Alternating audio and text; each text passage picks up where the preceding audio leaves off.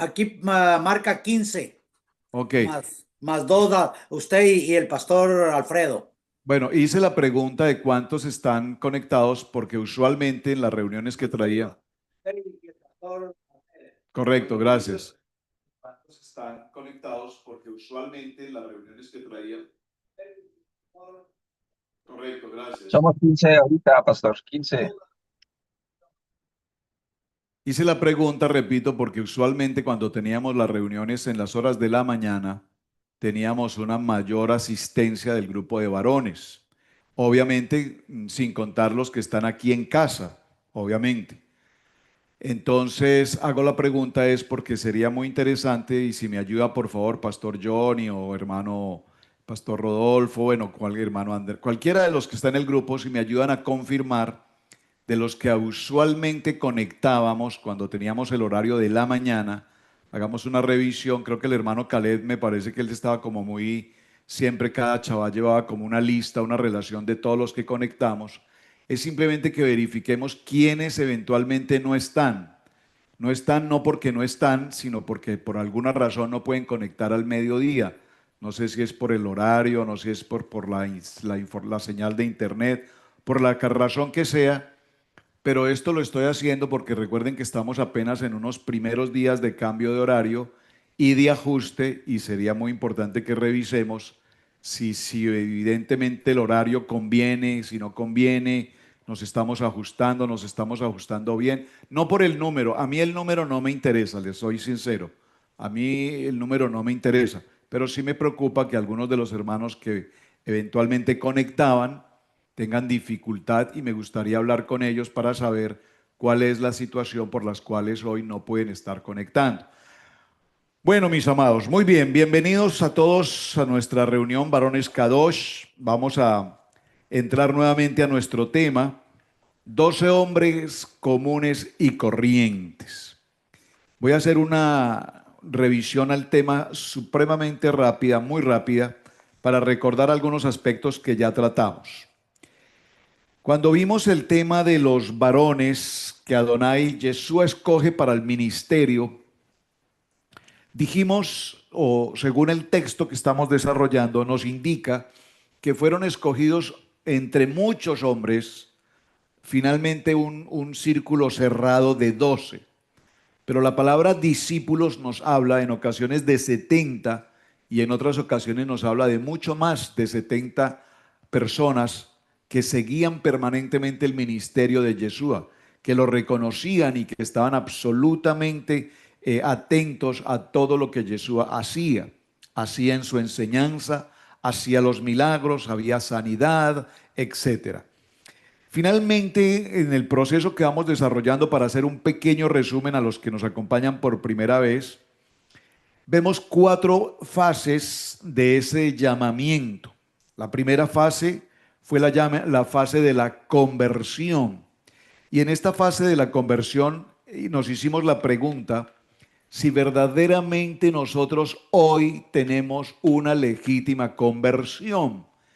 Y creo que llegamos a una respuesta y es que aunque tenemos una conversión, probablemente nos hace falta aún todavía, por supuesto, mejorar grandemente en cuanto a lo que la palabra conversión propiamente significa. Podríamos concluir que la palabra conversión tiene que ver con el viejo hombre, ese viejo hombre que ya no está conmigo, ese viejo hombre que quedó atrás, ese viejo hombre que hacía las cosas a su manera, según su manera de pensar, su manera de vivir y particularmente en cuanto a su cultura. Y yo con el tema de la cultura tengo una guerra casada, literalmente, porque la cultura, desde el punto de vista positivo, la cultura es algo maravilloso, extraordinario. Colocaba esta semana en uno de los programas de Torah al Instante el ejemplo de que cuando visitamos nuestros países, en el sentido de las personas emigrantes a otras naciones y regresamos a Colombia, en el caso personal, o a México, a Costa Rica, al país que sea, pues nosotros disfrutamos grandemente de la cultura. ¿Qué es la cultura? Disfrutamos de la música, disfrutamos del lenguaje, disfrutamos de la gastronomía, disfrutamos de la gente, la forma de ser de la gente. Pero esa cultura también a su vez nos recuerda muchas cosas difíciles. Yo recuerdo cuando voy a mi país original, Colombia, por ejemplo, en la cultura cuando se conducen los vehículos. Conducir en Colombia es una situación, yo fui conductor en Colombia por años, hoy no me atrevo a manejar en Colombia. Es impresionante la cultura del irrespeto, del que primero pase, que no se coloca una direccional, que no existe un stop, que la gente pasa, bueno, etcétera. Entonces la cultura, tengo, repito, una guerra casada con la cultura, porque la palabra nos dice, cambia tu manera de pensar para que cambie tu manera de vivir. ¿Y qué es lo que nos está queriendo decir esa palabra? Quita de tu mente tu cultura, esa cultura adversa, negativa, esa cultura conflictiva, esa cultura pesimista, esa cultura del yo no puedo, y vengamos al temor de Yeshua, donde la palabra nos dice, cuando estamos en Yeshua, todo lo podemos en Yeshua, porque Él es el que nos fortalece. Entonces, ese cambio de cultura es algo que nos lleva a pensar por un momento justo frente al contexto de la conversión. Hasta el día de hoy, pregunté en estos días en uno de los programas de Torah al Instante, ¿quiénes de ustedes consideran que todavía mantienen cultura en su mente hoy? Solamente conteste sí o no. Y varias personas contestamos, porque yo también contesté, que sí, que definitivamente todavía aún arrastramos con nosotros. Arrastramos es la palabra literal, arrastramos, cargamos, tenemos el yugo de una cultura pesimista, agresiva, ofensiva, en algunos de los casos violenta y peor en muchos de los casos absolutamente vulgar. Pareciera fuerte lo que estoy diciendo, pero es que esta fase del llamamiento de conversión significa, y lo vamos a ver justamente hoy en el modelo de Pedro. Pedro era un hombre brioso, fuerte, arriesgado, ofensivo, altanero, busca pleitos, para ponerlos en palabras más castellanas. Ese era Pedro, perdón, Pedro no, ese era Simón, ese era Simón. Tanto así que Yeshua decide ponerle un nombre distinto al de Simón, porque ese Simón era pleito, conflicto, contienda, y decide cambiarle de nombre y ponerle como nombre Pedro, que significa ahora roca. Ya vamos a ver un poquito eso más adelante. Muy bien, entonces volvemos al punto, fase número 1, conversión. Fase número 2, el ministerio, entender el propósito del ministerio. Estamos trabajando para servir, servicio, para el servicio. Yo no sé si alguno de los que están aquí presentes en la sala, localmente en Cherryville, o los hermanos que están en la sala virtual, han tenido la oportunidad de trabajar en algún sector en el que se ofrece servicio. El hermano Alex, por ejemplo, allá en Medellín, trabaja en reparaciones técnicas de equipos de hogar, y obviamente esa es una fuente de servicio. Y una fuente de servicio requiere, primero, conocimiento en cuanto al tema propiamente, en cuanto a lo que se hace. Pero segundo, requiere una cordialidad, una amabilidad, una cortesía, un respeto. Cada vez que él visita un hogar, una familia, para reparar un equipo, pues no puede llegar con mala presentación, no puede llegar con lenguaje vulgar, no puede llegar a ser atrevido, no puede pasarse de una línea de respeto, de integridad en una visita que hace. Todo lo contrario, tiene que haber una amabilidad, una cordialidad, y de eso incluso dependerá futuras llamadas, o incluso dependerán futuros clientes. Cuando nosotros recibimos un servicio, yo recuerdo el día que la llave de mi vehículo tenía solamente una llave, no me entregaron las dos llaves, y requería el servicio de una compañía que vino a casa, servicio a domicilio, para hacerme la llave de mi vehículo. La persona que vino me impactó en varias cosas. Un señor americano, ya una persona de tercera edad, un hombre bastante mayor, se le nota su calidad de conocimiento del trabajo que hace. Le pedí que me hiciera la llave para el vehículo. Inmediatamente, sin mediar palabra, entró al vehículo, conectó la computadora en el vehículo. En términos de 3 segundos encontró un código especial que debe tener el vehículo grabado.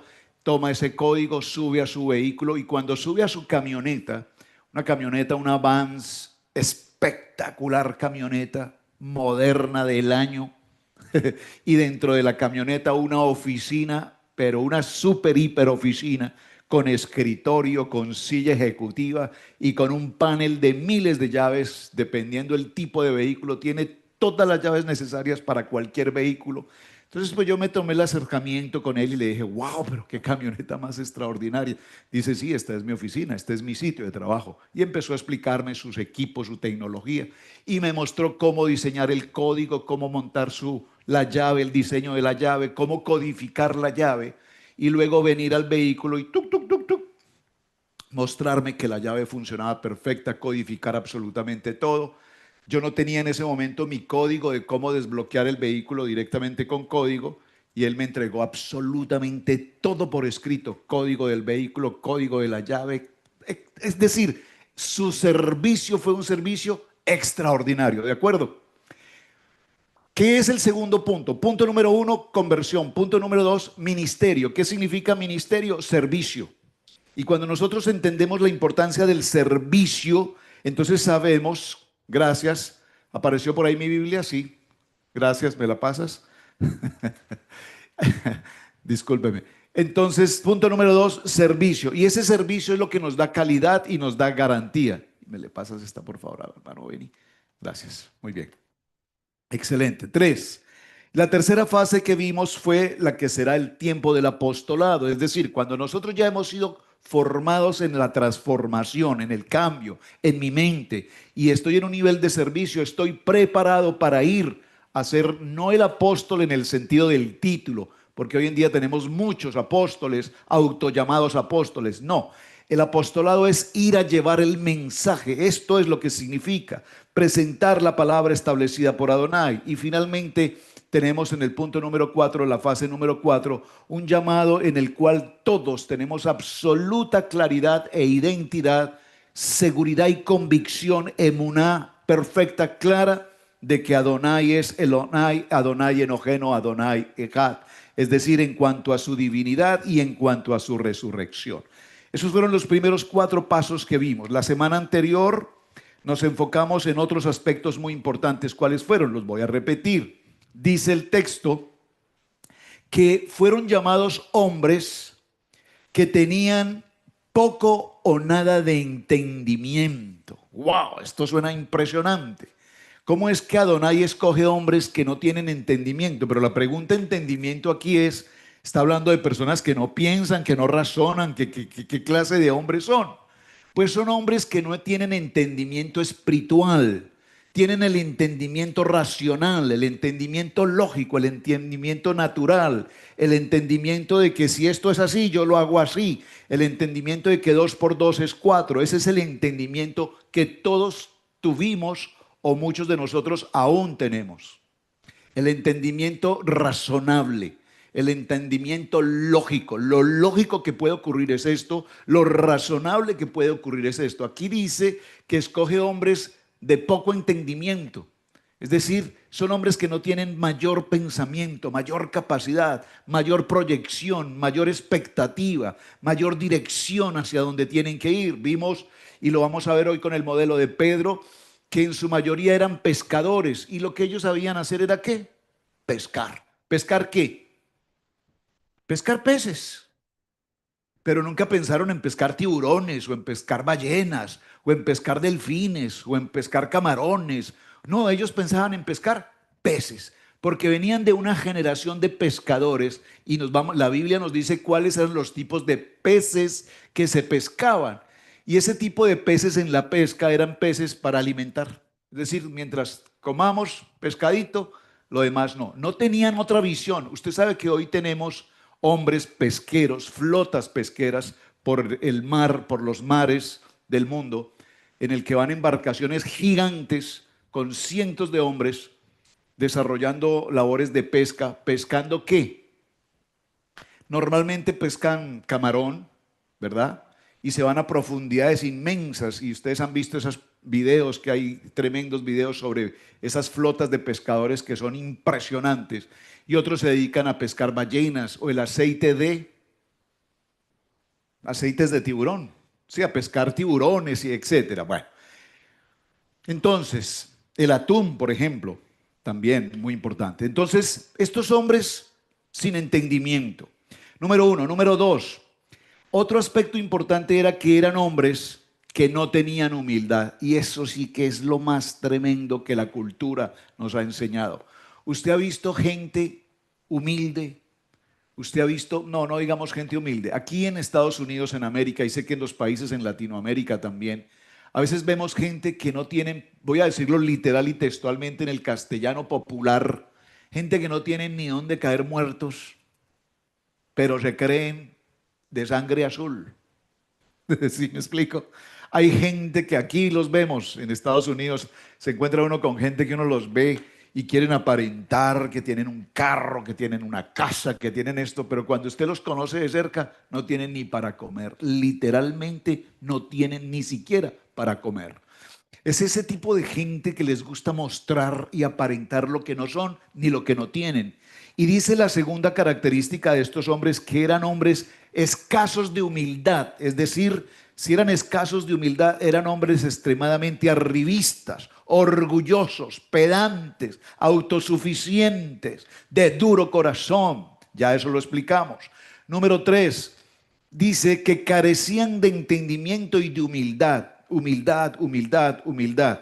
Y número cuatro, dice que no tenían un claro concepto definido de lo que significa responsabilidad y de lo que significa compromiso.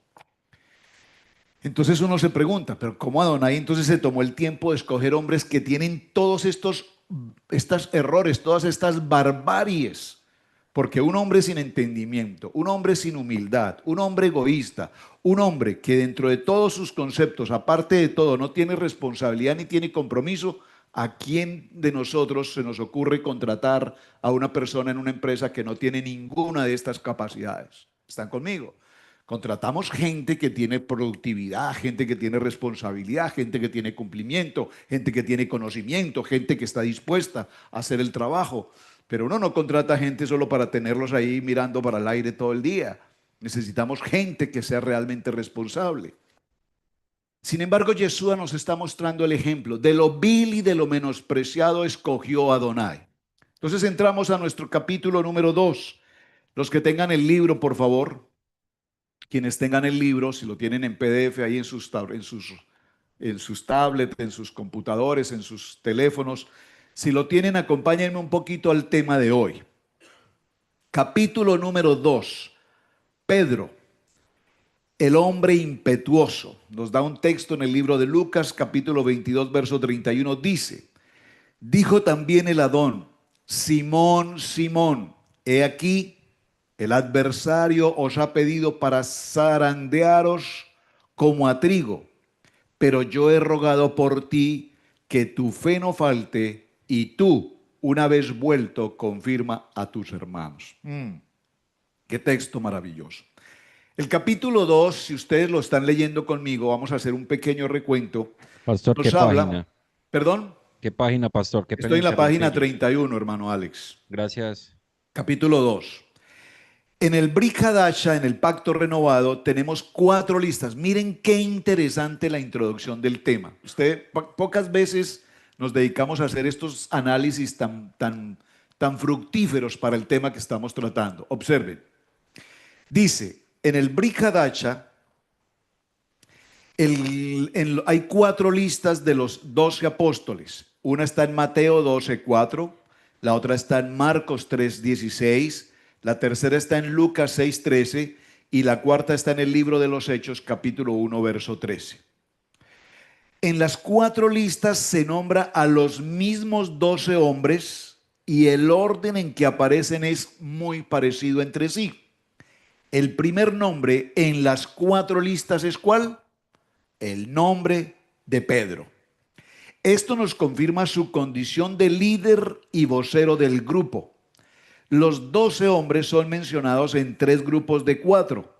El grupo 1 siempre tiene a Pedro en cabeza de la lista e incluye además, atención, incluye además de Pedro, muy importante, préstenle mucha atención a esto, incluye además a Andrés, Jacobo y Juan.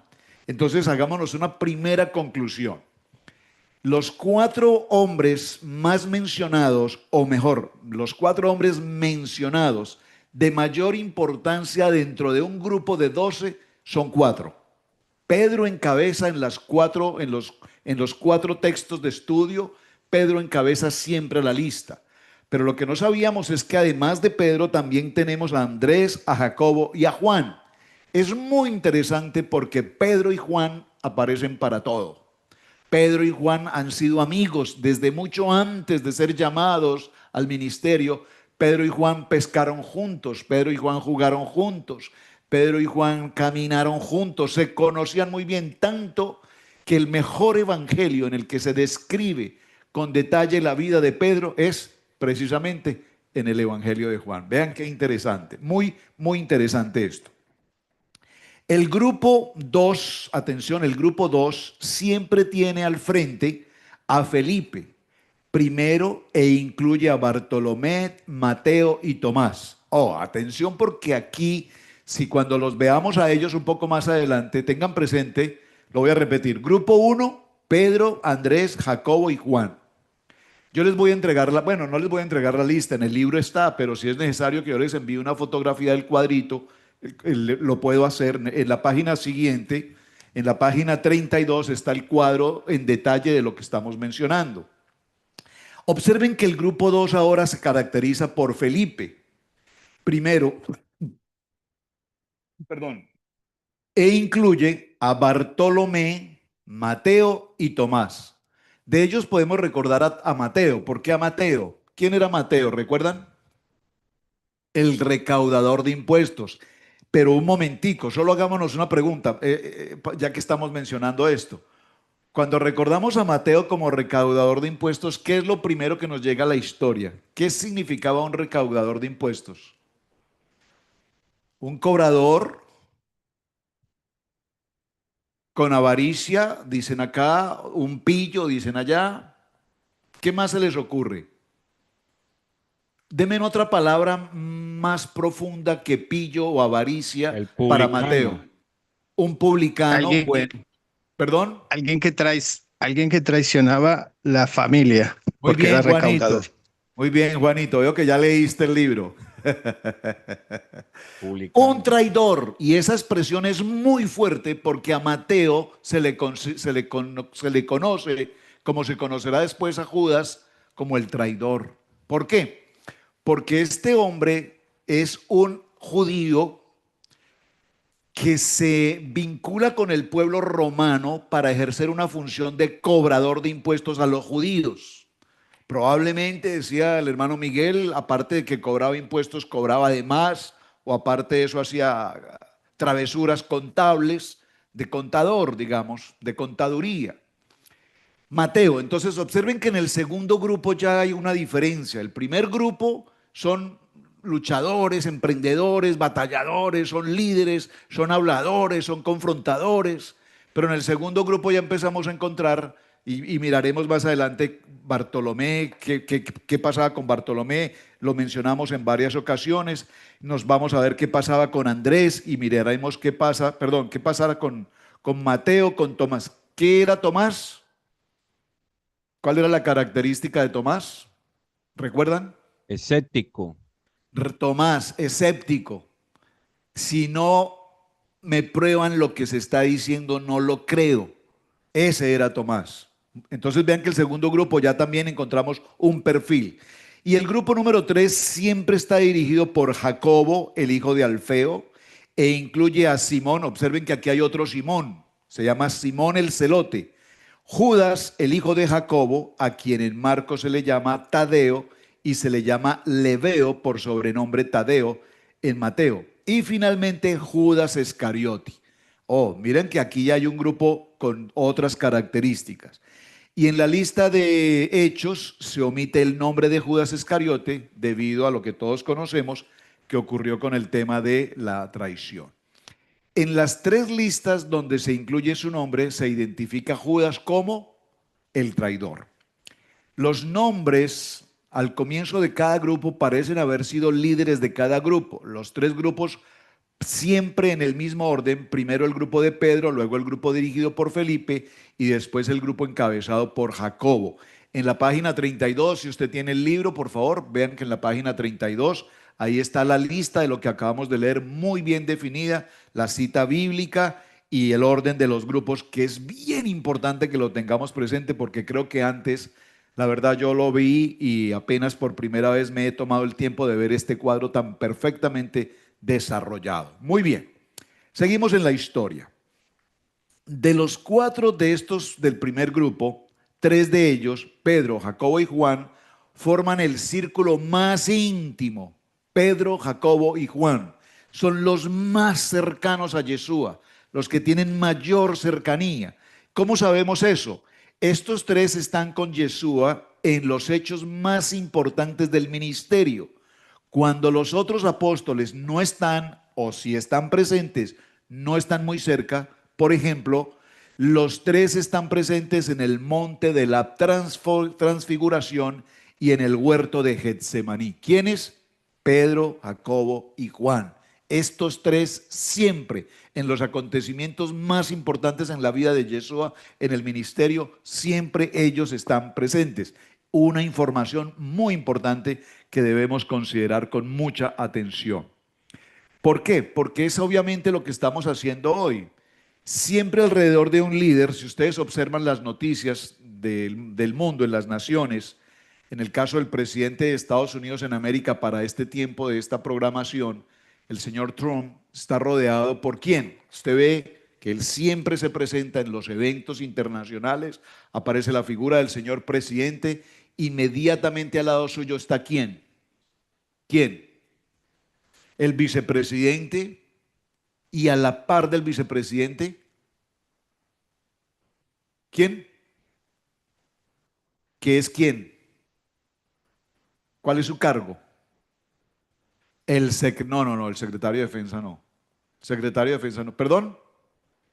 El secretario de Estado. Ese es el orden. Entonces está el presidente, el vicepresidente y a la par el secretario de Estado. El secretario de Defensa está por aquí a un ladito. Y no creas que eso genera rivalidades. Pero cuando se hace la fotografía oficial del evento, es decir, no la fotografía oficial del evento, cuando se lleva a cabo cualquier evento internacional en el que están presentes presidente, vicepresidente, secretario de Estado, secretario de Defensa, ellos deben ubicarse específicamente en el lugar que le corresponde. ¿Me están captando? Y no solamente que se haga a la derecha o a la izquierda, tiene que estar ubicado en la posición exacta que le corresponde. Vaya pues que el secretario de Estado se haga al lado del vicepresidente. Ahora, cuando no está el vicepresidente, ¿quién ocupa ese lugar? El secretario de Estado. Ustedes ven, Marco Rubio está ahí, pegado de la posición del presidente. ¿Por qué menciono esto? Porque literalmente lo estamos viendo aquí. Está Yeshua, pero a la par de Yeshua hay 3 hombres, que son ¿quiénes? Pedro, Jacobo y Juan. Ahí están. Y dentro de esos 3, Pedro es la cabeza mayor. ¿Me explico? El que todavía está más cerca, el que tiene mayor incidencia. Miren que esto es muy interesante estudiarlo. El grupo 2 no tiene un perfil destacado, pues no hay duda de que son figuras importantes en los relatos de los evangelios, y en el grupo 3 se ve muy distante y raras veces se mencionan en los relatos relacionados con el ministerio de Yeshua. El único miembro del grupo 3 acerca del cual sabemos es Judas Iscariote, y sabemos que lo que se sabe de él fue su traición. Por eso, aunque eran 12 apóstoles, los 3 de ellos que parecieron haber tenido mayor relación íntima, ya los mencionamos. Vamos al siguiente punto en el siguiente párrafo que me pareció importante. Los 12 eran un grupo muy variado. Sus personalidades e intereses abarcaban un amplio espectro. Los 4 del grupo, uno parece ser único en medio de todos ellos. El concepto de trabajo de todos parece ser el mismo. ¿Cuál era? Los 4 eran pescadores. Literalmente su función era la pesca. Ustedes han visto cómo en los Estados Unidos de América, hermanos, en otras naciones, aquí cuando se trata de trabajo de chingos, ¿quién hace el trabajo de chingos? No, en los Estados Unidos en general. Sí, digamos, los hispanos, sí, los latinos, pero me refiero dentro de la comunidad latina, ¿quiénes hacen trabajos de chingos? Hondureños y salvadoreños y mexicanos.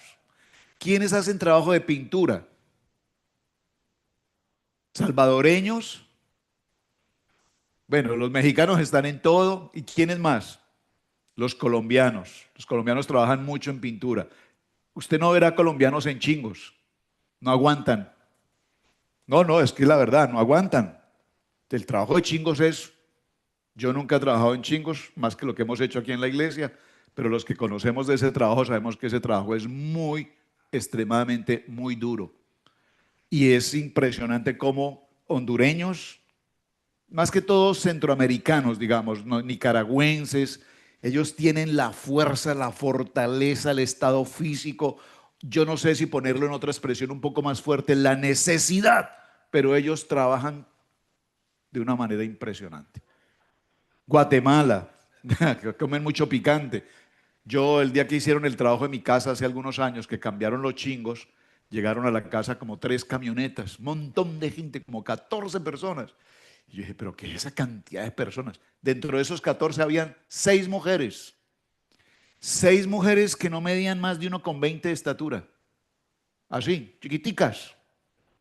1,20, así, pequeñitas. 6 mujeres, delgaditas, unos palillos, flaquitas.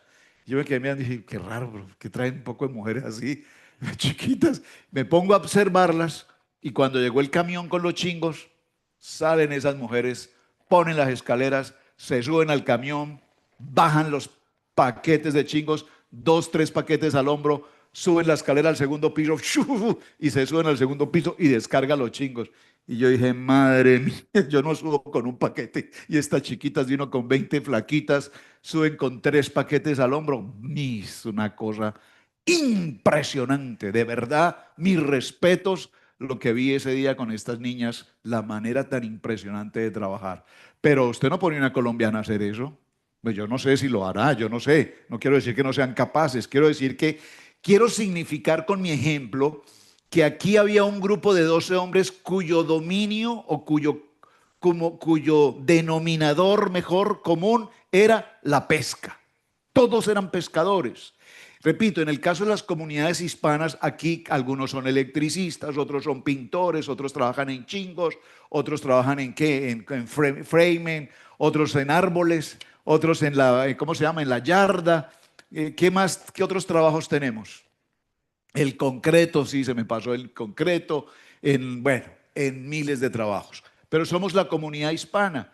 Y repito, la comunidad hispana se especializa en determinadas cosas. Vemos a los hindús. ¿En qué se especializan los hindús? Los hindús, que es una historia que yo no he podido comprender. Usted ve un video de la India y usted ve un video de la India y en un video de la India usted ve tanta pobreza en ese río Ganges, usted ve miseria, asquerosidad. Usted sabe que los cadáveres los llevan al río Ganges para, digamos, lavarlos, ungirlos, yo no sé, purificarlos, como lo llamarán en esa religión hinduista. Pero una vez los sacan del Ganges, los colocan al borde del Ganges y los queman ahí, los incineran. Y nos comentaba el hermano Marco, ahora que vino, cuando estuvo en Ganges, dice que llegar al río Ganges es la cosa más asquerosa, apestosa, horrorosa, y todos los cuerpos que no se alcanzan a quemar completamente, pues quedan a media carne ahí, expuestos, putrefactos, malolientes, con miles de, ¿cómo se llaman? Bichos, los avestruces, terminándose de devorar las carnes, una cosa asquerosa. Pero usted se pregunta a los hindús en América, ¿qué hacen? ¿Son los dueños? El 99% de los hindús son dueños ¿de qué? De las estaciones de gasolina. Son los dueños de Boyango, son los dueños de muchas empresas, de los malls, de lugares impresionantes, entre otras cosas restaurantes, pero las gasolineras hindús, los hoteles. Correcto. Y entre ellos son una sola familia, entre ellos mantienen una unidad impresionante. Llega alguien de la India a los Estados Unidos, inmediatamente tiene trabajo, inmediatamente está ubicado, inmediatamente tiene posición y si lo conocen mejor, pues ya no será el que recoge las yardas ahí, seguramente será el manager del hotel. Entonces uno va a un hotel, hindús. Usted va a Boyangos, hindús. Usted va a las gasolineras, hindús. Entonces, ahí no cabe otra cultura, ahí no caben mexicanos, ahí no caben colombianos, ahí no caben hispanos. Ese gremio le corresponde a los hindús. Es impresionante. Lo estamos viendo aquí y el texto nos está resaltando de manera especial que el factor común de estos discípulos era ante todo ¿qué? La pesca. Eran pescadores. Y eran pescadores. En contraste dice, Mateo era cobrador de impuestos y era una persona solitaria. Simón era un celote. ¿Qué era un celote? No es que fuera un celoso, no dice que era un celoso, dice era un celote. Pareciera que la palabra es la misma, una es con C y la otra es con Z. ¿Qué es un celote? ¿Celote qué es? Celote es un grupo político. Ante todos los celotes eran un grupo político, pero dentro del grupo político tenían como característica ser violentos y dentro de la violencia tenían como característica ser sicarios. ¿Qué es ser sicario? De ahí viene la palabra, de ahí viene lo que es el sicario que conocemos hoy. Ellos utilizaban una daga, como una espada, no sé si la han visto, que era como curva. ¿Sí? La han visto en imágenes como curva. A eso se le llama una sica. Como una guadaña, exactamente. Entonces ellos bajo su ropa cargaban la sica, que es ese puñal. Y con ese puñal, en una fracción y en una milésima de segundo, cuando iban a los actos revolucionarios políticos, los celotes, que estaban en contra del Imperio Romano y querían derrocar el Imperio Romano como fuera, entraban a esas campañas típicas políticas romanas y en una fracción de segundo, en un abrir y cerrar de ojos, sacaban una daga esa y eso era una peinada así cortica, ¿no? Y con la velocidad del relámpago mataban gente. De ahí vienen de la sica, vienen los sicarios. Y observe que aquí nos dice que tenemos en el grupo 1 que es Simón el celote. ¡Qué belleza! Un activista político y una clase diferente, pero un hombre solitario. Los demás procedían de diferentes de ocupaciones desconocidas. Sus personalidades eran también muy variadas. Pedro era ansioso, agresivo, valiente, franco y tenía el hábito de hacer funcionar la boca cuando su cerebro estaba neutro. Es decir, es de estos que hablan sin pensar. Pedro se caracterizaba porque hablaba sin pensar y hablaba cualquier cosa y embravecía lo que fuera y al que se le cruzara por el frente lo enfrentaba. Era eso, brioso. Vea, recordemos que lo leímos con el pastor Beni el jueves, ayer lo leímos, ¿recuerdas? Me diste una cita en Juan capítulo 21, voy a mirarla nuevamente para hablar de esa historia preciosa de Pedro, porque es que este Pedro es un modelo maravilloso que tenemos que seguir. Juan, en el verso 15 del capítulo 21 dice, cuando hubieron comido, Yeshua dijo a Simón Pedro, observen que aquí, y es que no sé si me adelante un poco la lectura, pero ya que lo estoy mencionando vamos a hacer la claridad. ¿Cuál es el nombre original de Pedro? Simón. ¿Y por qué aquí dice, por qué el texto dice, y Yeshua le dijo, Simón Pedro? ¿Por qué? No. Hay 4 Simón, no es el mismo Simón. Este Simón es uno y el celote es otro. Son 4 Simones diferentes. Vea qué interesante, para no confundirlos. Hay varios Simón, pero Simón significa al hombre común. Simón significa el hombre antiguo. Simón significa el hombre brioso. Simón significa a ese hombre buscapleitos, el que aunque no tenga conocimiento ni de política, ni de matemáticas, ni de historia, ni de geografía, ahí se mete a hablar lo que tenga que hablar y punto. Yo hablo y yo soy así, yo como dijo una amiga en México, yo como digo una cosa digo otra, punto. Ese era Pedro. Muy revoltoso. Y aquí vamos a encontrar la respuesta. Entonces, cuando Yeshua conoce a Simón y lo ve y sabe que es el hombre brioso, el revoltoso, el buscapleito, el hablador, inmediatamente Yeshua, ¿qué le dice? Tu nombre será Pedro.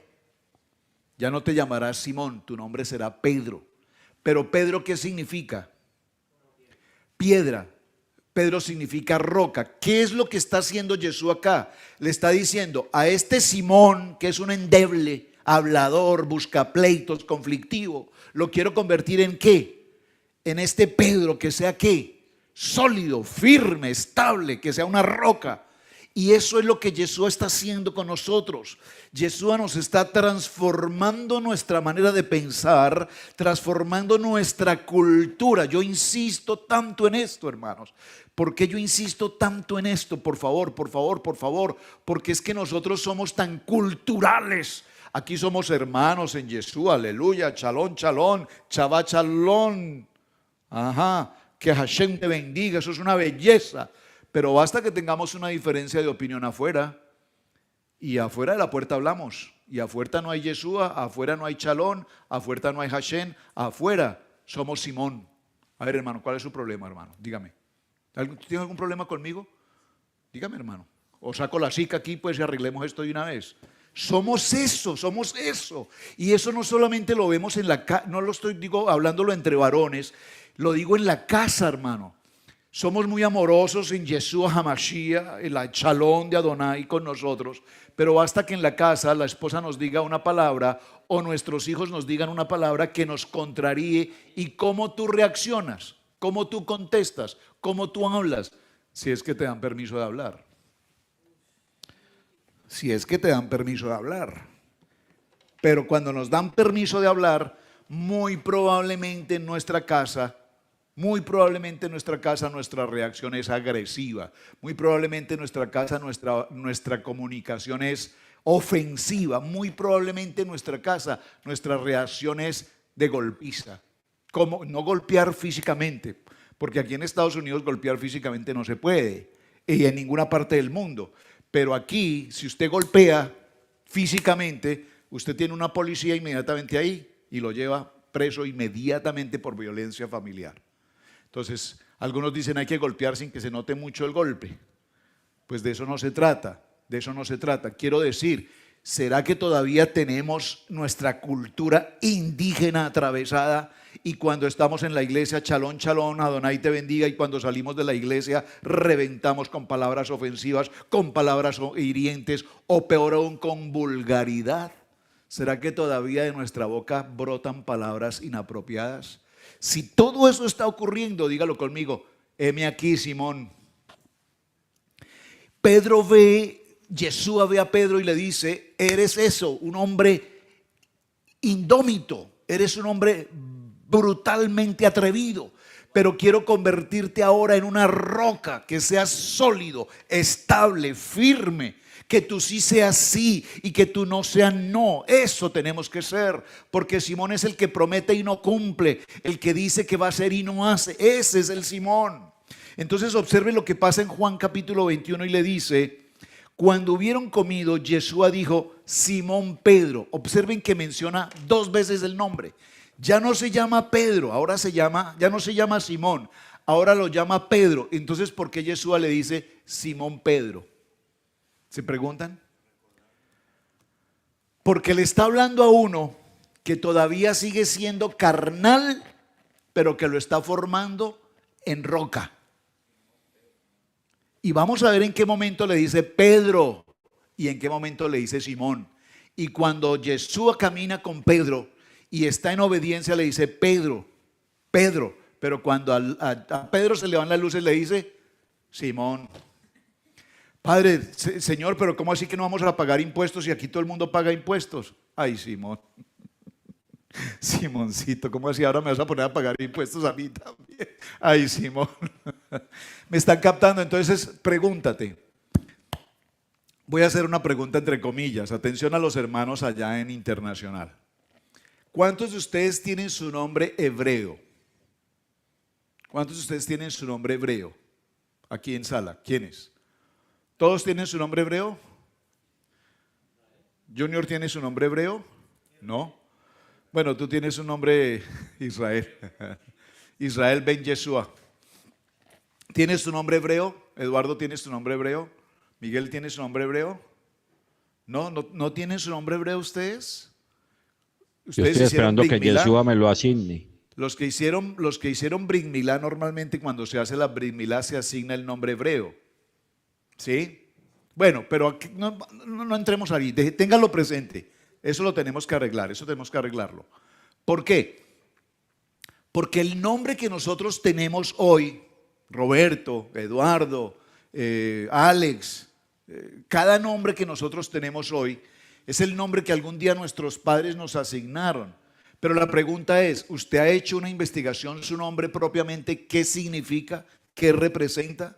Ahora, cuando nosotros venimos al tiempo del Brit Milá, usualmente tenemos un nombre hebreo. Por favor, ese nombre hebreo no es para que nosotros lo volvamos el pan de todos los días, porque qué cosa tan impresionante. Si esto se ha vuelto en las redes sociales una cosa, pues, todo el mundo con su nombre hebreo. Yo esta mañana precisamente abrí mi internet y me apareció un nombre en hebreo. Entonces me llamó la atención el nombre, porque como estoy hablando de los nombres, me llamó la atención el nombre. Y quise mirar el nombre, Ben Yeshua, tal cosa, y quise, ¡pum! Cuando abría el nombre, resulta que es una persona que yo conozco allá en Orlando. Pedro Pérez. Ya no se llama Pedro Pérez, ahora tiene su nombre hebreo, ya no se conoce como Pedro Pérez. Pero yo asumo que cuando va al banco, o va a migración, o va al aeropuerto, no puede decir que se llama Ben Yeshua, no sé qué cosa. Tiene que llamarse Pedro Pérez. ¿Me explico? Entonces, el nombre es muy importante. Y aquí Yeshua le dice, Simón Pedro, hijo de Jonás, ¿me amas más que estos? Le respondió, sí, Señor, tú sabes que te amo. Y él le dijo, apacienta mis corderos. Volvió a decirle en la segunda ocasión, Simón, hijo de Jonás. Vea que ahora le dice Simón, porque le está hablando ¿a quién? Al conflictivo. Aquí ya no le está hablando al medio creyente, al medio espiritual, sino le está hablando a uno que es más carnal, porque primero le preguntó a uno que es entre espiritual y carnal, y le dijo, tú sabes que te amo.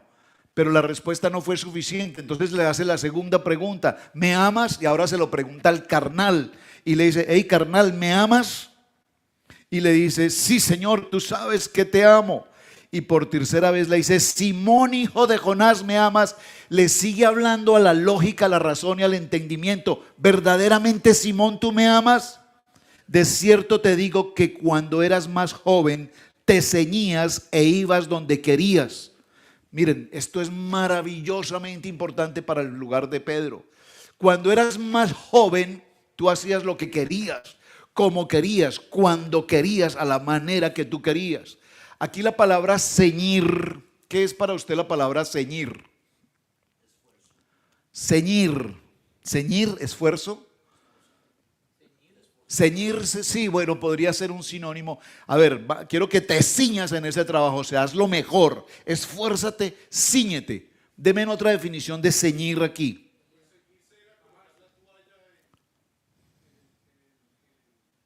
Ah, ceñirse, bueno, ceñirse la toalla también, ceñirse la toalla es colócate la toalla, ok, perfecto, buena definición, colócate la toalla, ceñirte. Entonces vamos a esa, ponte los guantes, ceñirte significa, dice, cuando tú eras joven, te ceñías con todos. Es decir, ¿qué significa eso? Que cuando tú eras joven, se enfrentaba con todo el mundo. ¿Cuál es el problema, hermano? ¿Qué es lo que le pasa? A ver, hábleme. Salga, si es muy varón, ¿sabe qué? Hablemos afuera. ¿Cuántos de nosotros pasamos por ahí? ¿Cuántos de nosotros pasamos alguna vez por ahí? ¿Saben? Aquí está Camilo, Pastor Camilo. Hace unos días nos decía alguien, un señor vecino acá nuestro, no va a poner su nombre, un vecino aquí cercano nuestro. Otra persona nos dijo, este señor, cuando joven, hace 50 años, ese era el tropelero, aquí le daba en la cabeza a todo el mundo. Y yo le digo, ¿en serio? No lo puedo creer. Aquí al vecino que tenemos aquí a la par, ustedes saben quién es. Ese señor ahí donde lo vemos hoy con su problema de columna y su situación de salud tan difícil, hace 50 años arreglaba todo a golpes aquí. Él era el de las trompas. Dice, hace 50 años cuando estábamos jóvenes, nos daba en la cabeza a todos. Eso era solo golpes. ¿Cuál es su problema? ¡Pum! Golpes. ¡Pum! Golpes. Arreglaba todo a golpes. Ese es Simón, este es Simón. Te ceñías, pero luego dice, y mira lo interesante de Pedro, estoy haciendo todo este énfasis para decir cómo es que Adonai escoge a un hombre conflictivo, un hombre agresivo, violento, que se ciñe con todo el mundo y lo llama y lo escoge y le dice, ¿me amas? Y luego le dice, si verdaderamente me amas, entonces apacienta mis corderos, pastorea mis ovejas. Y luego le dice, pero más adelante cuando vengan los tiempos, otro se ceñirá y te llevarán a donde no quieres. Cuando vengan los tiempos, ¿qué significa? Cuando pase el tiempo del llamamiento que hoy tenemos en el ministerio, cuando pase el tiempo, las cosas ya no las arreglaremos con golpes, las cosas ya no las arreglaremos con gritería, con el que más grita, con el que más ofende, con el que más palabras fuertes dice. Cuando pase el tiempo, lo vamos a ver en 2 de Pedro, yo creo que vamos a tener que ir un momentico ya que estamos ahí. Me salí del libro, pero ya que estamos aquí, lo vimos esta semana en el programa de Parachá al Instante, de Torah al Instante, pero ya que estamos aquí lo vamos a ver nuevamente. 2 de Pedro.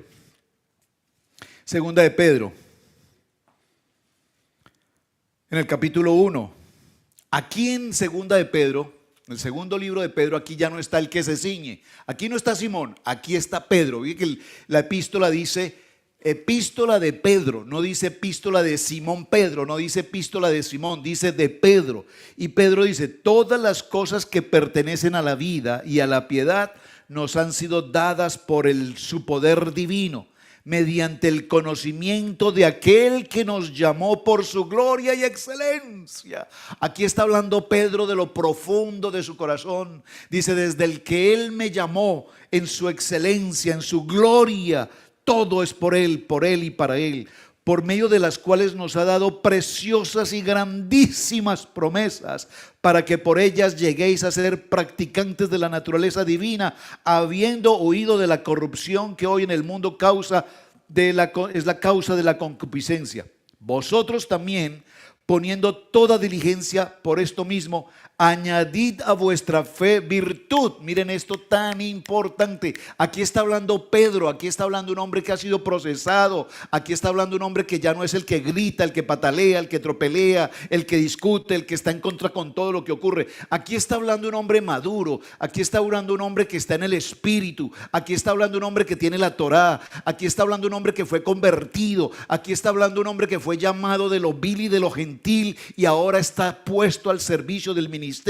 Y dice, a la fe tenemos que agregarle virtud, a la virtud tenemos que sumarle conocimiento, al conocimiento tenemos que sumarle dominio propio, porque sin dominio propio nos descarriamos. Dominio propio, que mi boca no hable lo que no tiene que hablar, que mis ojos no vean lo que no tienen que ver, que mis oídos no escuchen lo que no tienen que escuchar. ¿Cuánto hemos insistido en esto, hermanos? ¿Cuánto les digo, hermano? Y les repito, y no me cansaré de repetir, porque justamente Pedro aquí dice, Dios me habló y me dijo que se los tengo que repetir y repetir.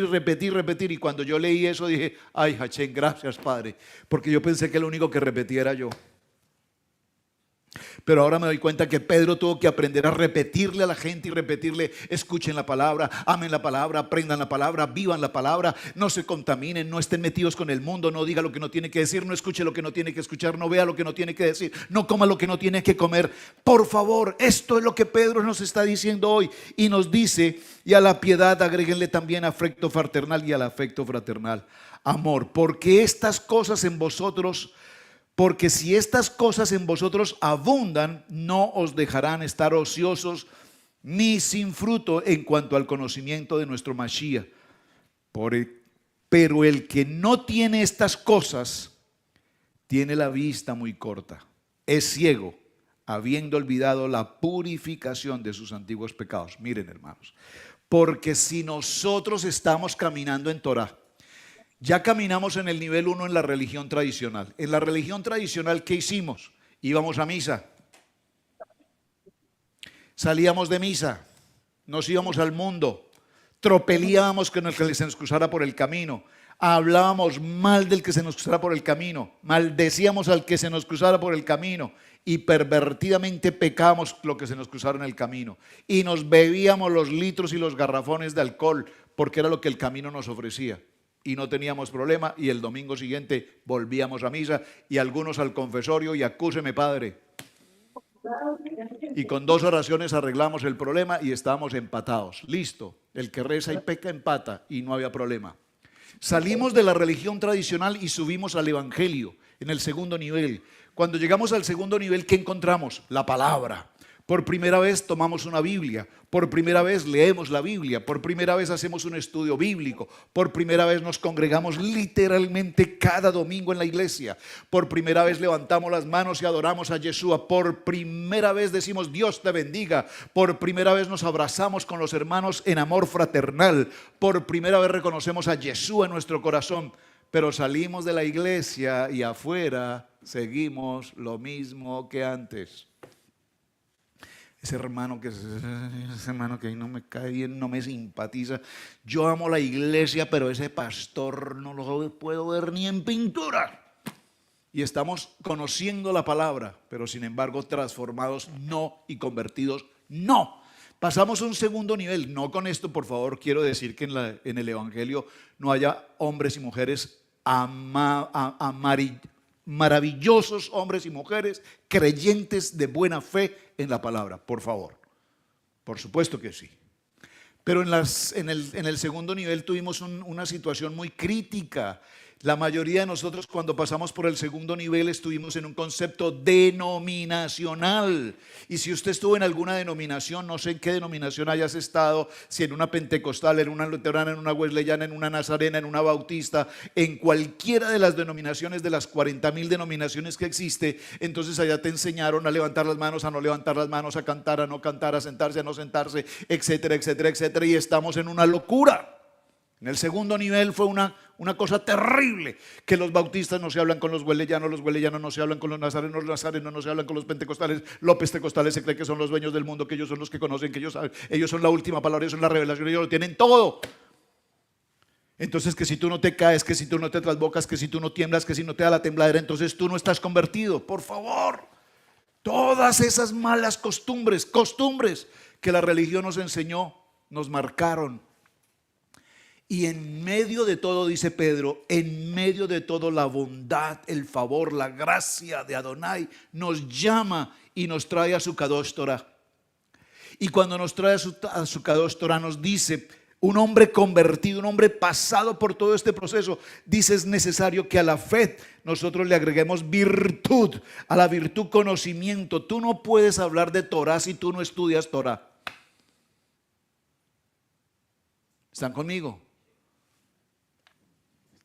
¿Por qué estudiamos los parashot todos los años? ¿Por qué estudiamos 54 parashot y volvemos a Bereshit? Y volvemos a Yaisara, y volvemos a Leleja, y volvemos al mismo cuento. Y yo les digo acá, cada vez que me presento les digo, miren hermanos, esto fue lo que vimos el año pasado, el año antepasado, hace 3 años, hace 5 años, hace 6 años vimos esto. ¿Se acuerda? No me acuerdo de nada. ¿Por qué es necesario repetir? Porque venimos a Torah pero no aprendemos la palabra. Y si no aprendemos la palabra significa que no somos transformados. Y si no somos transformados significa que seguimos siendo Simón. En muchas ocasiones Simón Roberto. En muchas ocasiones Roberto. O en muchas ocasiones solamente Simón. Por esto yo no dejaré de recordaros siempre estas cosas, aunque vosotros las sepáis y estéis confirmados en la verdad presente. Pues tengo por justo que en tanto que estoy en este cuerpo, el despertaros con amonestación. Es impresionante, hermanos, cómo la vida de Simón nos está marcando en este momento. Avancemos, vamos a ir a la siguiente página, página 34. Vamos a la página 35. Simón era un nombre muy común. Atención a lo que estabas hablando ahora, hermano Miguel. Simón era un nombre muy común. Solo en el relato de los evangelios, atención a esto, estoy en la página 35, párrafo 2, 3. Solo en el relato de los evangelios hay por lo menos 7 personas que se llaman Simón. Entre los 12 había 2, Simón Pedro y Simón el Celote. En Mateo 15:35 aparecen los nombres de los medio hermanos de Jesús y uno de ellos se llamaba Simón. El padre de Judas Iscariote se llamaba Simón. Eso está en Juan capítulo 6, versos 71. En Mateo 26:6 dice que Jesús comió en la casa de un hombre de Betania llamado Simón el leproso. Otro Simón, un fariseo, abrió también su casa para que Yeshua comiera allí. Lucas 7:36. Y el hombre reclutado para que ayudara a Jesús, a Yeshua, a cargar la cruz, fue Simón. ¿Simón qué? El Cirineo. ¿Recuerdan? Simón el Cirineo. Vean, ahí, entonces hay mucho Simón, ¿ves? Interesantísimo. El nombre completo del Simón del que estamos tratando ahora es Simón, hijo de Jonás. Mateo 16:17.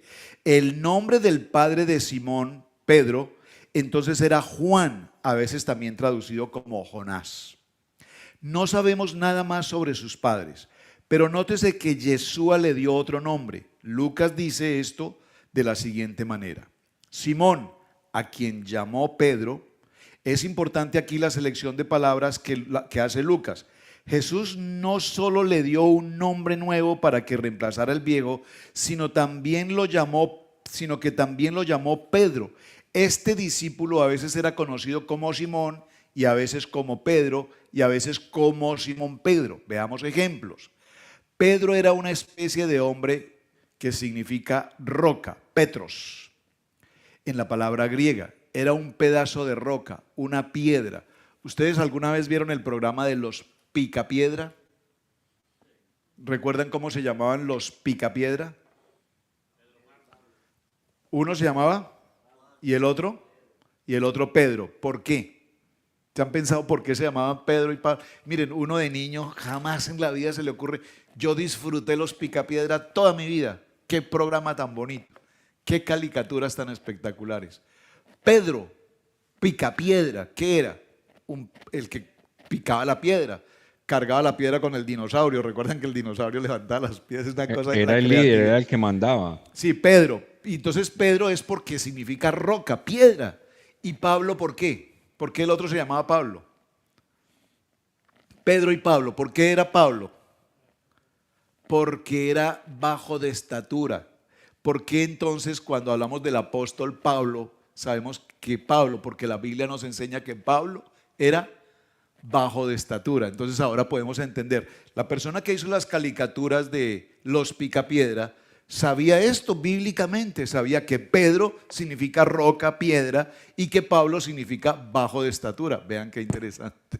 Cuando uno descubre eso, dice, oye, uno viendo esos dibujos, ¿qué se iba a imaginar su significado? Pues aquí lo está explicando y esa es la importancia de entender muchas cosas que la palabra nos revela. Pero atención, esta palabra griega de Petros, que significa roca, una piedra, en arameo, atención que esto es supremamente importante, en arameo equivale a la palabra Cefas. ¿Le suena el nombre de Cefas? ¿Le suena el nombre de Cefas? ¿Cuántas veces en la Biblia encontramos el nombre de Cefas? En 1 Corintios capítulo 1, verso 12, el capítulo 3, verso 22, en el 9.5, en el 15.5 y en Gálatas 2.9 y en Juan 1.42 describe el primer encuentro cara a cara de Yeshua con Simón Pedro. Y mirándole Yeshua le dijo, tú eres Simón, hijo de Jonás, tú serás llamado Cefas. ¿Cómo se lo dijo? No se lo dijo en griego, se lo dijo en arameo. Y le dijo su nombre en arameo será Cefas, que quiere decir Pedro. Pedro es un nombre derivado de la palabra piedra en arameo y en griego. Aparentemente esas fueron las primeras palabras que Yeshua le dijo a Pedro y de ahí en adelante roca fue su nombre. Estaba mencionando esta semana en uno de los programas de Torah al Instante el nombre. A ver, ¿cómo se llama, Camilo, un actor americano que lo llaman La Roca? Del nombre, no, el nombre de él. ¿Cómo? Wayne Johnson. Dwayne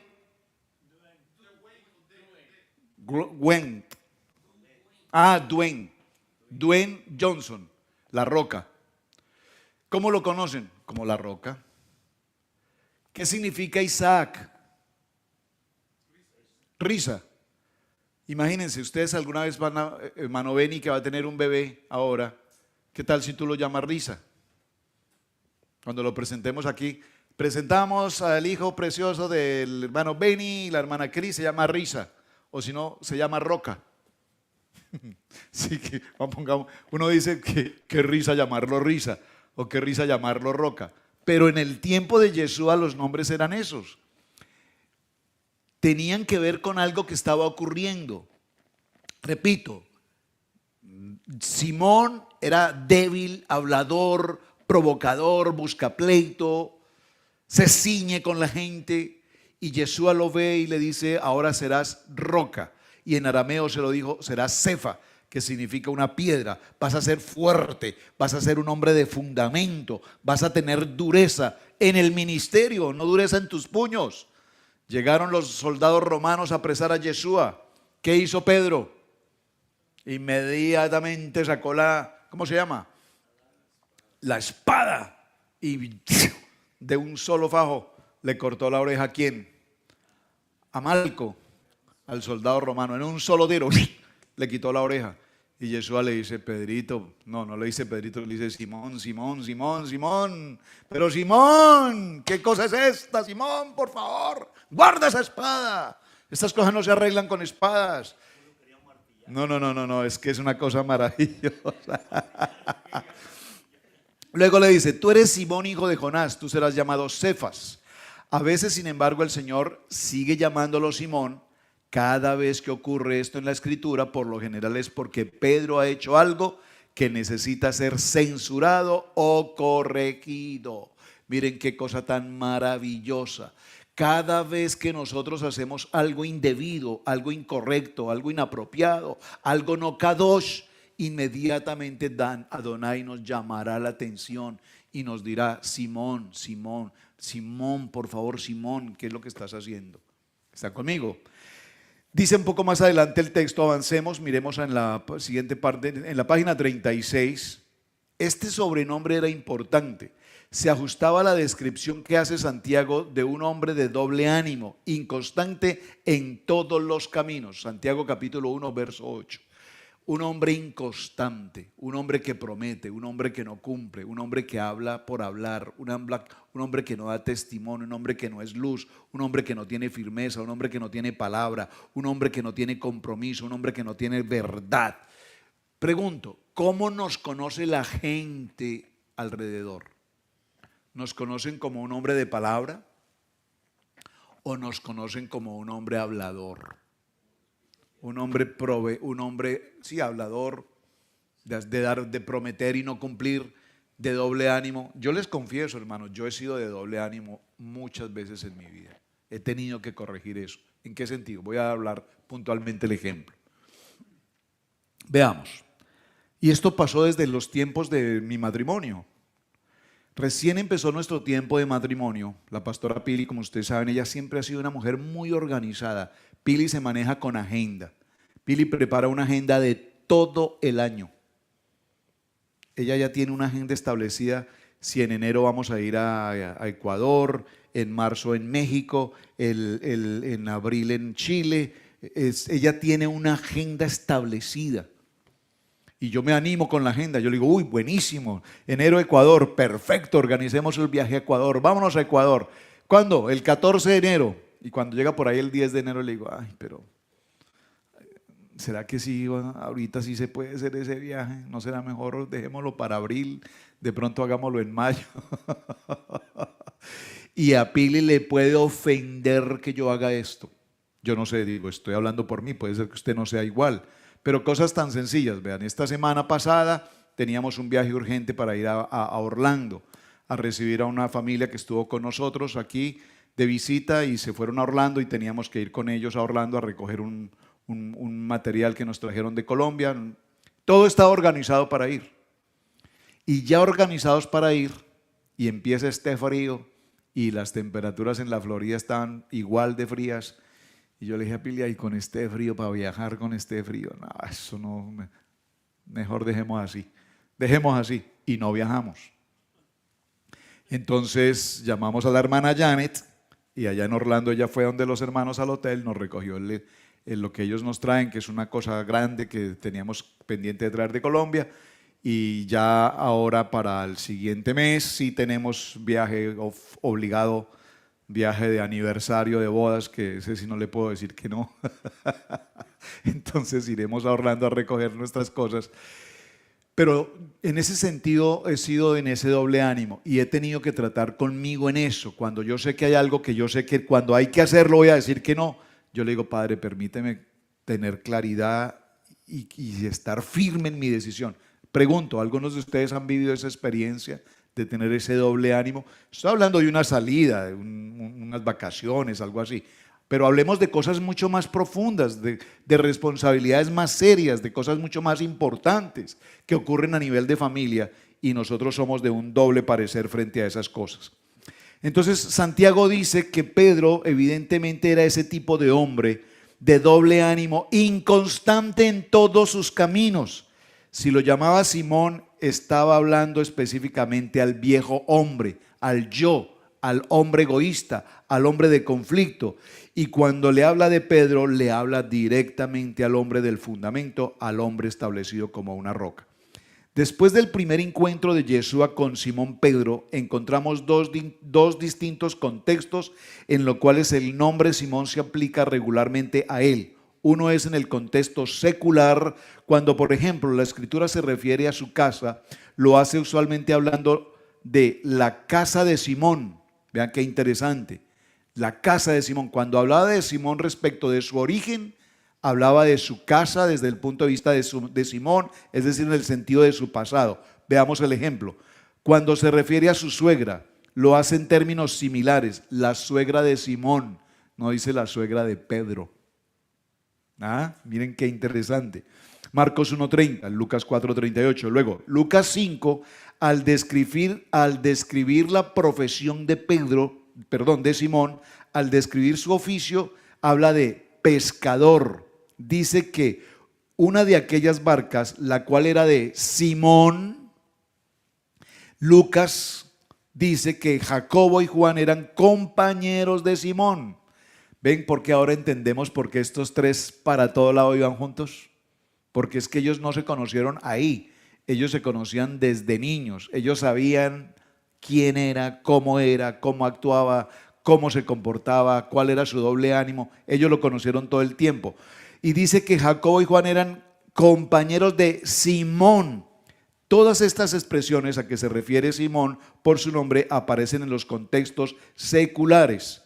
Cuando en tales contextos se le llama a Simón, el uso de ese viejo nombre por lo general no tiene nada que ver con la espiritualidad o su carácter. Esta es la forma normal de indicar lo que pertenecía a él cuando era un hombre natural, su trabajo, su casa, su vida de familia. Estas son las llamadas cosas de Simón. La segunda circunstancia, y vamos a ir cerrando acá, dice, la segunda categoría se refiere donde se le llama también Simón, es cuando Pedro expone las características de su yo no regenerado, cuando está pecando en la palabra, actuando en una actitud no adecuada, cuando empieza a actuar como su viejo yo. Yeshua, en los escritos de los evangelios, lo vuelve a llamar Simón. Respondiendo le dijo, en Lucas 5:5 le digo, respondiendo Simón le dijo, maestro, toda la noche hemos estado trabajando y nada hemos pescado, mas en tu palabra echaré la red. Ahí tenemos hablando al joven Simón, el pescador.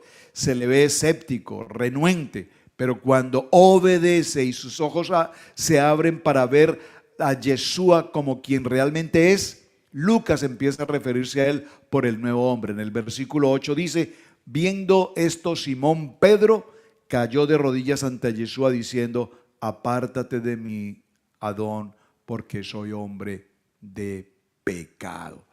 Qué historia tan hermosa, qué momento tan maravilloso.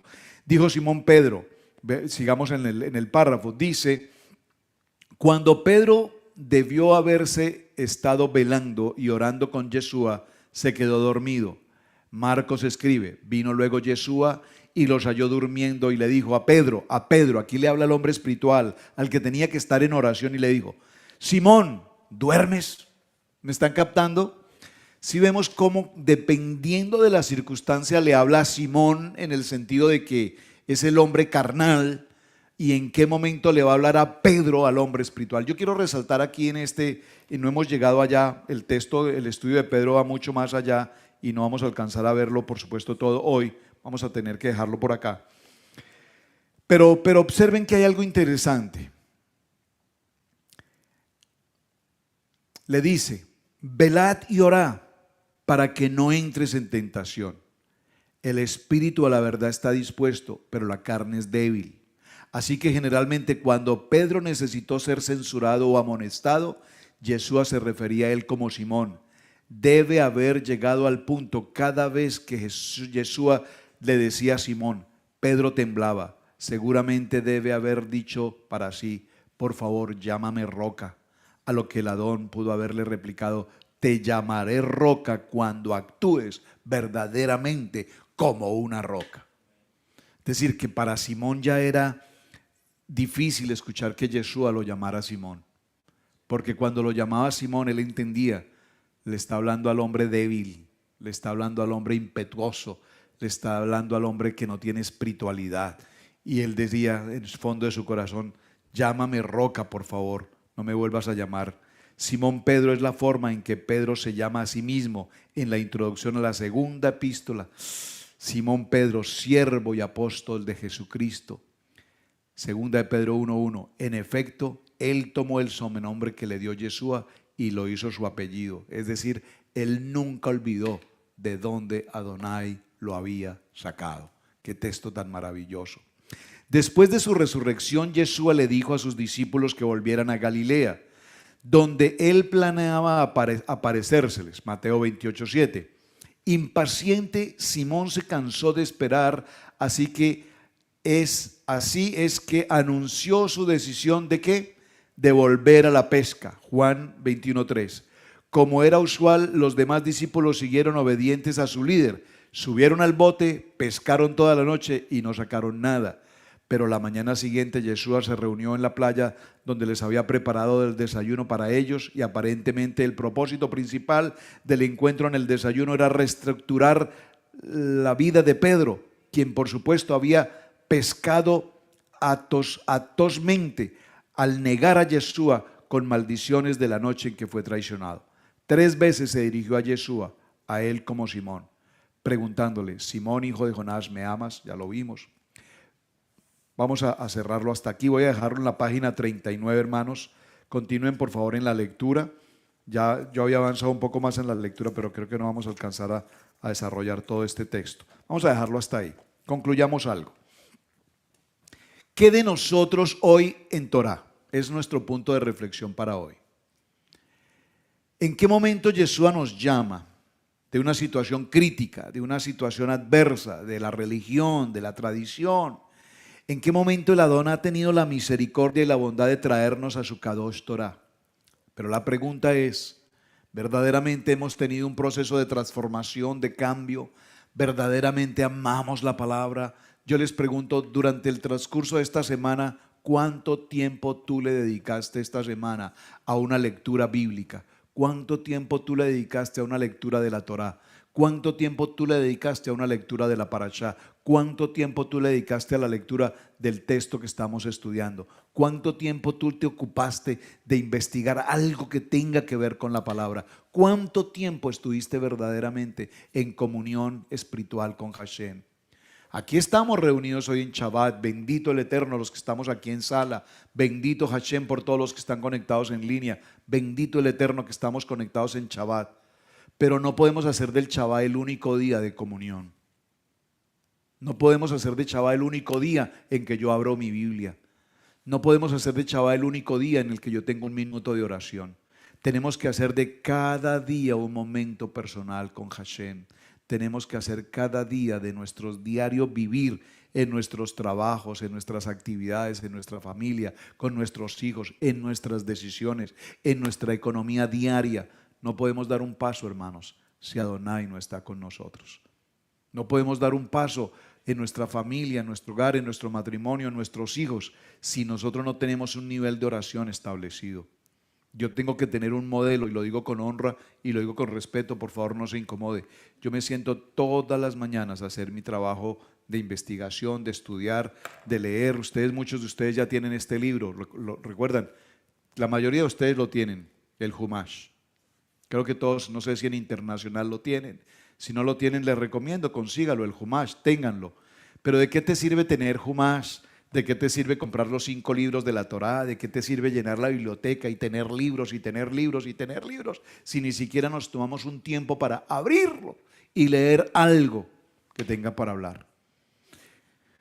¿De qué nos sirve? Yo soy feliz con los libros, yo soy feliz si tengo la posibilidad de comprar libros. De estos libros, si alguno de ustedes no los tiene, aquí en la librería están disponibles. La pastora se ha ocupado de traer todos estos libros, las Biblias hebreas, las Biblias hebraicas, los libros de Humash. Allí en la librería hay una cantidad de material que usted no aprovecha de comprar un buen libro porque o no tiene el presupuesto o le parece que comprar un libro no tiene importancia. Pero si en verdad usted no lo va a leer, pues ¿para qué lo compra? Pero yo les invito, por favor, lean, investiguen. Les he recomendado los Midrash. Los Midrash no son Torah propiamente, pero son buenos libros de lectura, de practicar lectura. Yo disfruto cuando leo mis Midrash, solo porque me enriquece una lectura bonita, agradable. Normalmente no la enseño, pero sé que leer es algo que nos edifica. No podemos seguir siendo Simón. Tenemos que llegar a un nivel donde ahora seamos evidentemente roca.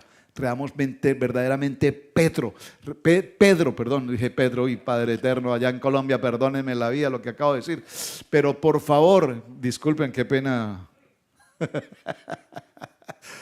Petros, en griego, roca, firmeza. Abba Kadosh, te damos gracias, Eterno Padre, por este tiempo con mis amados varones Kadosh en las naciones. Gracias, Padre, por hablarnos de una manera tan especial a través de un texto tan sencillo, tan simple como el que estamos desarrollando aquí. 12 hombres comunes y corrientes, eso fuimos, eso hemos sido y hemos sido llamados. Gracias, Hashem, porque a través de este texto tan sencillo hablas a nuestros corazones y nos recuerda que un día como Simón también fuimos así, enfrentados, arriesgados, conflictivos, tambaleantes, habladores, prometedores de cosas que seguramente en muchas ocasiones no cumplimos. Pero un día, Padre, nos miraste a los ojos y nos dijiste: a partir de ahora tu nombre será Pedro. Serás un hombre firme, serás de fundamento, estarás establecido, serás como una roca que significa dureza, firmeza, estabilidad, fundamento. Y gracias, Hashem, porque nos estás formando el carácter conforme a la plenitud del carácter en Mashiach, la mente de Yeshua. En el nombre de nuestro poderoso Padre Eterno. Amén, amén y amén. Amados, por favor, en la sala, en internacional, en virtual, quiero pedirle el favor.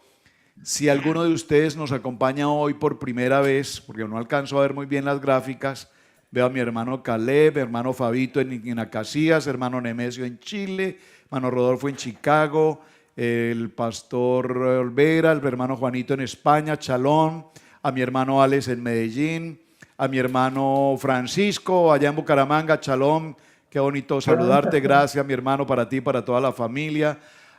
Pero si eventualmente alguien que no haya podido saludar hoy me deja saber, por favor.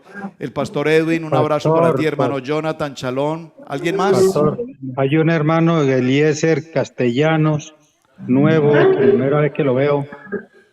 Hermano Eliezer, por favor, déjanos saber desde dónde nos estás conectando.